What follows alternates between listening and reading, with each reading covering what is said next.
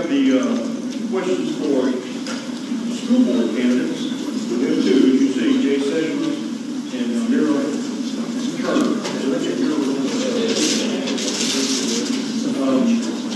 just going to alternate. So we're going to start with you, Jay. Why do you want to go to school board? Is there anything else to that? That's it. Why do I want to be on the school board? You get 1 minute. 1 minute. The main reason that I want to be on the school board is my daughter just turned 7 years old. She's in the 1st grade at Lumpkin County Elementary School. I'm going to be involved with the school system for the next 11 years, regardless of what happens in this election.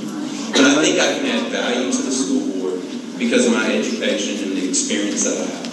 I have a master's degree in public administration from Valdosta, and I've spent 10 years in the human resources field, 6 of which serving as the HR director for Dawson County Board of Commissioners.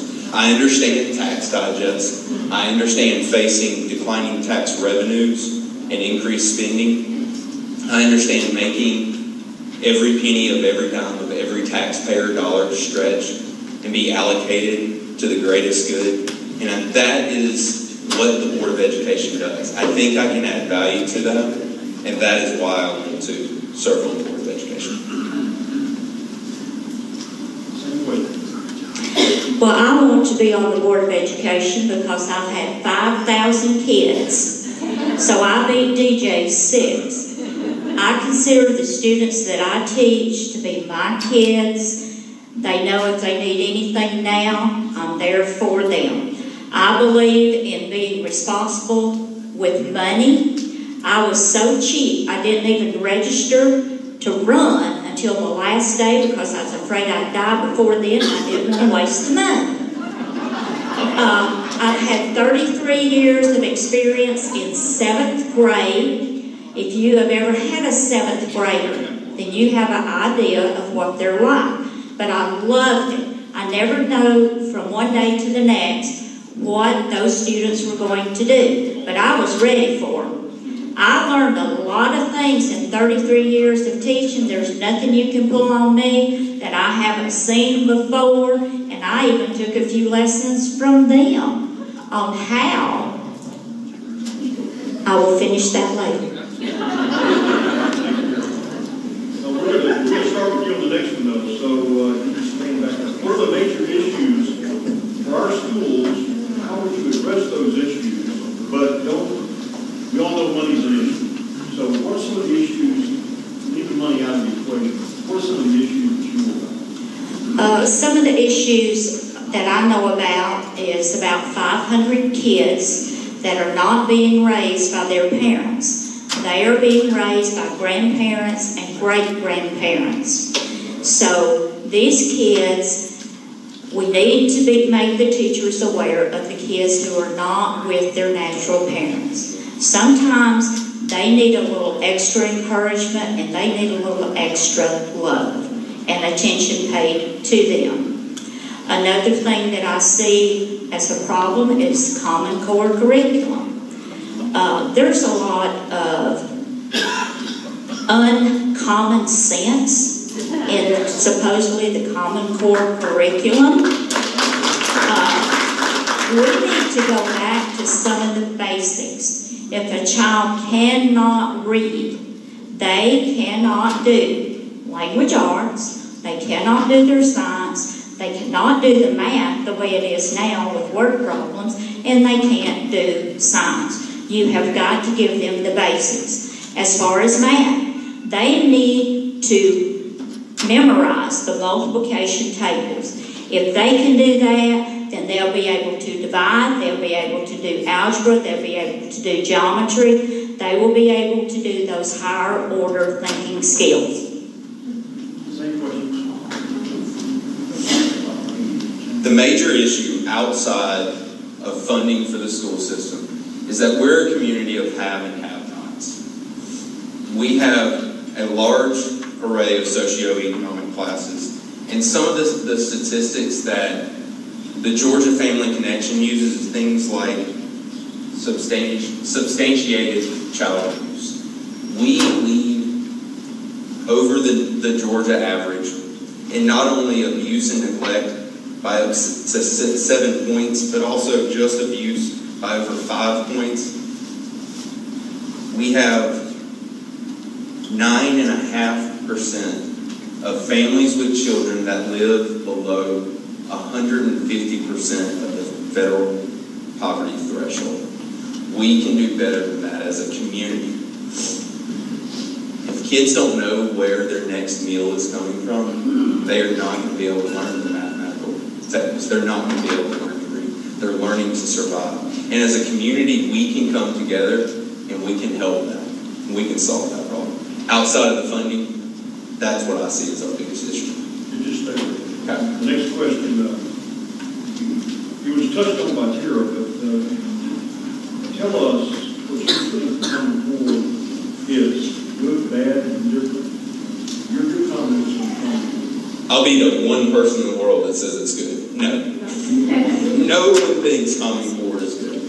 This kind of goes back to the great question that you asked the chairman. It comes down to funding. It is tied to funding. No one wants Common Core, but it's what we have. We have to make the best of it. Because the school system only has about $34 million to operate. And some of that comes from the state and federal. About half of it comes from the state and federal funds. So what we need to do is make the most of it. We need to bring parents in and help them understand it, because as I'm helping Charlotte do her homework, she's having to teach me about Common Core because I don't understand how they do math now. It doesn't make sense to me. But it comes down to funding. We need to have a grassroots. Each school has a curriculum council. We need more parent input. We need more taxpayer input. Join those groups and help the school system come up with a better plan. You already touched on it. Would you like to then make some more comments about Common Core? Yes. I agree with Mr. Sessions that we need parents involved in this, in developing Common Core. There was no consideration given to child development, readiness, and brain growth. There are certain skills in the Common Core that those students are not ready for. So we have to find a way to help them be better prepared for some of those skills. I'll take a 3rd grade math problem. I'm pretty good at math. I sat there and read that problem for 30 minutes before I could figure out what they wanted done. Now, I'm an adult. If it's that difficult for me, think about that poor 3rd grader that's trying to understand what that is asking, and some of them have reading difficulties. Thank you very much. Next question, Mr. Terrell. Do you think teachers should be held accountable for classroom performance? I think they should be accountable to a certain point. You don't get to pick and choose who's in your classroom. Some of the students come to you with more skills than others. Some of them, because of their situation, being homeless, not having food, it's very hard for them to concentrate on what you're teaching in class when they're thinking about where they're going to sleep that night or what they're going to have to eat. I know at the middle school on Fridays, they send home food with certain kids to make sure they have something to eat for the weekend. That's very sad to me. We can do better by our kids than what they're getting. And that's something that if I'm on the board, that's one of my passions that I'm going to work to do. Thank you. Sort of same question. I'll agree with Ms. Turner on what she said. You don't get to choose the kids that come into your class. But there's a point where if you have continuous departures, when you have a continuous flow of parents that continue to come to the administration and continue to come to the board with complaints on teachers, that's when they need to be held accountable. You can have a few bad apples, but if you have a few bad apples year after year after year, we might need to look at what the real issue is. So I think teachers should be held accountable to certain points, but not necessarily to test scores. We should be accountable to the teacher, to the parent, to the taxpayers of this county. Thank you. Well, back to you.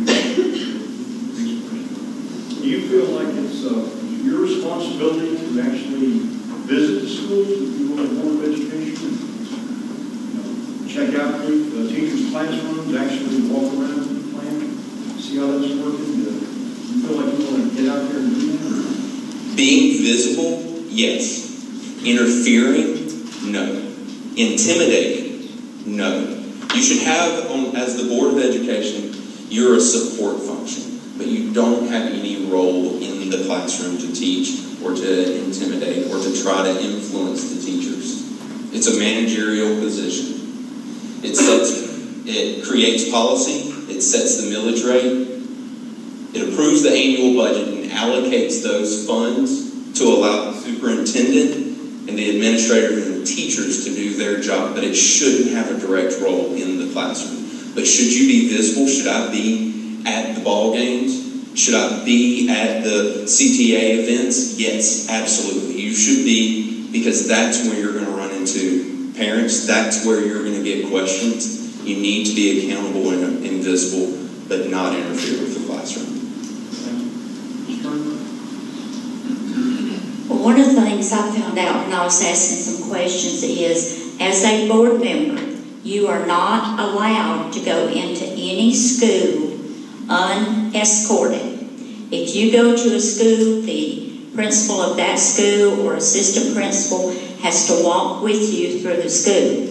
So I could not go to any school, walk down the hallway, look in a class, and see what's going on. We're not allowed to do that as a board member, which was shocking to me. So we do have to be visible at other events that are going on at schools, ball games, plays they're having, the band, the chorus, the fine arts, anything else that's going on. We need to be visible and be able to see all the great things that our students are doing. And we do have some amazing students in the schools. We have a lot of good things going on. Does that mean we don't need to improve? There's always room for improvement. In daily life, as adults, there's room for improvement. And in the schools, there are a few things I would like to see improved. Well, we're going to lead into that. Last question. What changes to the curriculum would you see, if any? It might be a difficult question. Well, I retired in 2008, and then I started subbing. I just quit subbing in February of this year so I could run for the board. So I'm pretty up to date on what's going on at the middle school and the high school. Elementary, not so much. As far as the curriculum, I think there's some very good curriculum going on. Again, it's controlled by Common Core. The teachers can only do what they're allowed to do according to Common Core standards. One area I would want to look at is maybe some duplications of some of the concepts that are being taught, maybe in a class where that's not what their focus should be. In the connection classes and the CTAE, I think those are great programs for the kids because it gives them a chance to see what areas they might want to go into as adults and plan accordingly when they go to high school and take the classes that are going to help them get into a school to pursue their dreams. Thank you. I can talk to the education of the elementary school. And it's just like it is with the middle school and the high school that Ms. Turner was talking about. It's Common Core. We have to do better for this. We have to take a stand as parents and taxpayers and voters of Lumpkin County, and we have to make our voice heard. I also want to follow up on what Ms. Turner just said with the CTEA programs. For y'all that don't know, when I was in high school, it was called VOTEC. It had a stigma. It doesn't have a stigma anymore. This is a great program where kids can come out of high school and make a decent living. Because if my car starts making a sound, I'll open the hood and I'll look at it, but I don't know what's going on. There's never been a blinking light saying change this. I have to take it to a mechanic. Success isn't necessarily going to college and becoming a doctor or a lawyer. Success is being able to provide for your family in a loving environment where your children can grow. We need to facilitate more of those programs and really encourage our students to be able to self-sustain and grow their families here in Lumpkin County. Now each candidate will get their 3 minutes for closing argument and talk about anything you'd like to talk. Start with you, Mr. Sessions. Bring it up.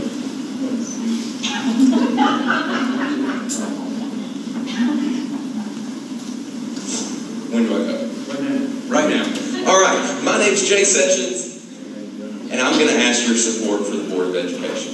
I founded Lumpkin in 1999 when I enrolled in North Georgia College and State University. I absolutely fell in love with this town. Later that year, I met Katie Wild, and by the grace of God, somehow I convinced her to be my wife. And we've been married now for 11 years. We have one beautiful, smart, very strong-willed daughter. Charlotte just turned 7 years old, and like I said, she's in the 1st grade at Lumpkin County Elementary School. I'm only going to make one campaign promise, and that is I promise I will be involved with the school system for the next 11 years, regardless of what happens in this election. I mentioned I have a master's degree in public administration. I've spent the last 10 years in HR. The role of the school board is a governing body. It doesn't teach. It sets the policy, it sets the millage rate, it sets the budget, and it supports the superintendent, the administrators, and the teachers. We have a new superintendent starting. We have a new era. We need to celebrate the success that Mr. Moy has led us to, but we need vision and we need leadership to support Dr. Brown to take us to that next level. We are financially strong. We have a $10.5 million fund balance. Totally wasn't trying to talk. We have good test scores, but we can be great because this community is great. We can come together and we can support each other, and we can take the Lumpkin County school system to the next level. I think I have the skills, the abilities, and the invested interest in the success of this school system to be on the board and bring value. I've sat in budget talks when we face declining tax revenues and increased costs. I've made tough decisions on how to save money. I've brought common sense approaches and out-of-the-box thinking to make sure that we allocated every penny of every dime of every taxpayer dollar to the greatest need. And I can do that again with the Board of Education. That's what I will bring to Lumpkin County. Thank you, Mr. Sessions.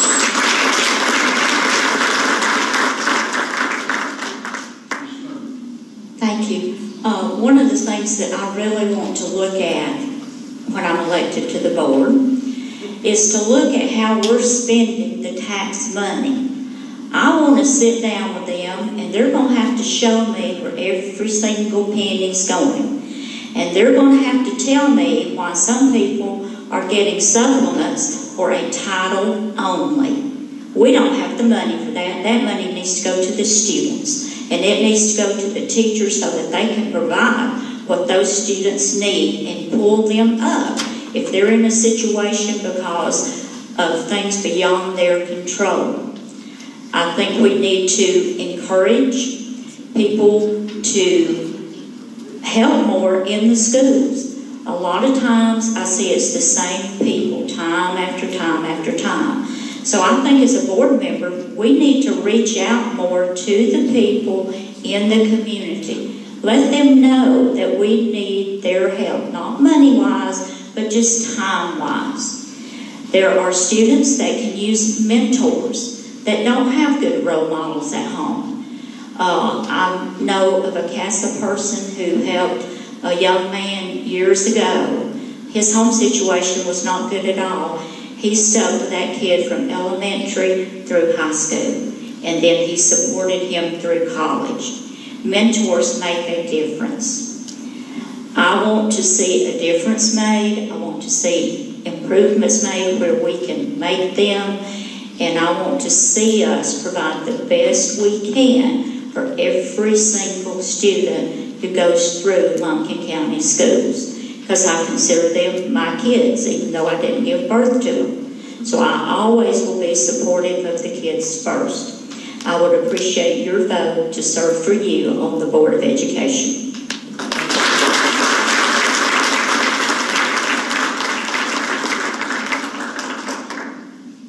We're going to allow Mrs. Ariana's statement to be read by her daughter, Caroline, correct? All right, Caroline, you can read the statement. She's out of town, but she's got to us.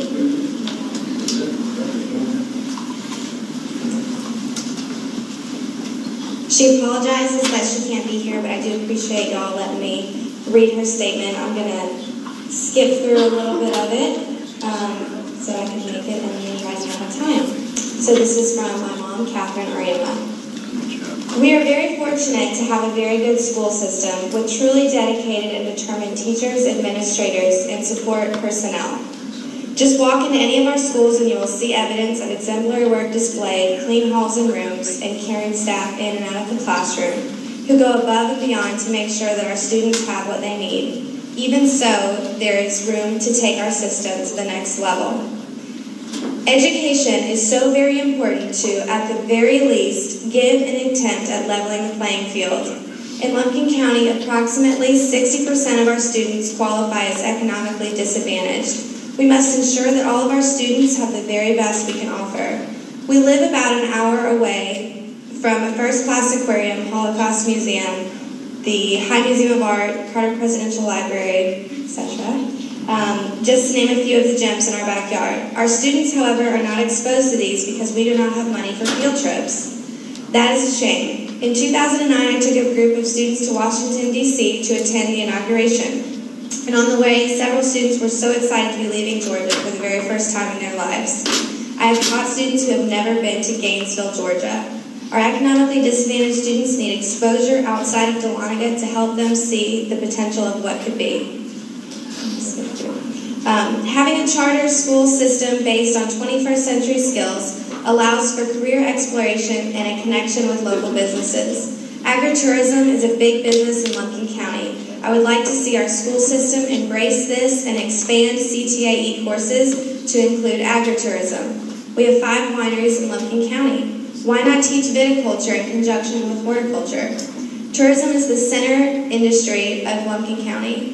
Adding a hospitality component to CTAE would serve to assist our students to be prepared to step into a job in this field, either as a temporary job or career.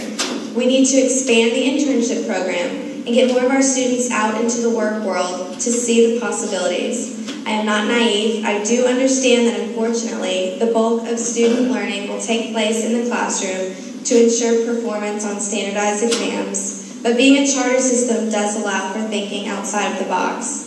I am a person who asks questions and who is not afraid to stand up for what I believe or stand against an injustice. I do not have all the answers, but I am willing to do my homework and work to the very best of my ability, always seeking excellence. I have the time to dedicate to serve as a member of the Lumpkin County Board of Education and would very much appreciate the opportunity to serve this community in this capacity. She was a teacher at the high school. She was all kinds of stuff.